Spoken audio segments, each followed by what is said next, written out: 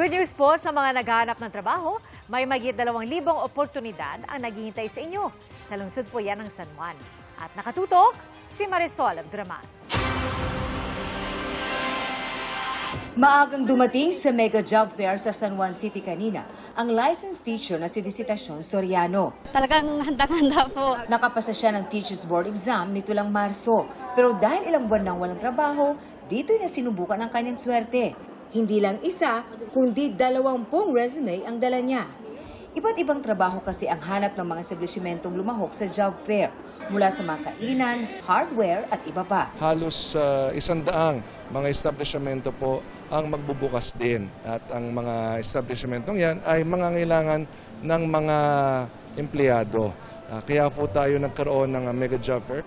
Gaya ni Visitacion, nakipagsapalaran din kanina ang dating seafarer na si Jeffrey Sandoval. Anong baon o hindi mo first mag-apply sa trabaho? Anong baon mo dito ngayon sa pag-apply mo ng trabaho? Siguro yung experience ko sa lahat ng naging trabaho.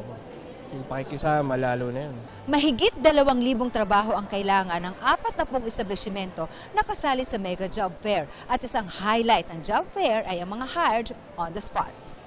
At kabilang ang tatlong ito sa mga unang natanggap agad sa trabaho. Masarap po sa pakiramdam kasi matatapos na po yung problema sa financial. Yung time na nag-a-apply po ako, medyo mahirap kasi pabalik-balik din, tas malayo din po. Nakuha sa height kasi kitang-kita eh.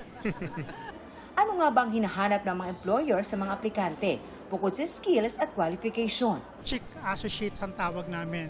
C for Catering, Honest, Industrious, and Courteous. Tatagal ang job fair hanggang bukas mula alas 10 ng umaga hanggang alas 4 ng hapon. Sa iba pang mga naghahanap pa rin ng trabaho, meron ding job fair sa Muntinlupa. Para sa GMA Integrated News, Marisol Abduraman. Nakatuto, 24 oras.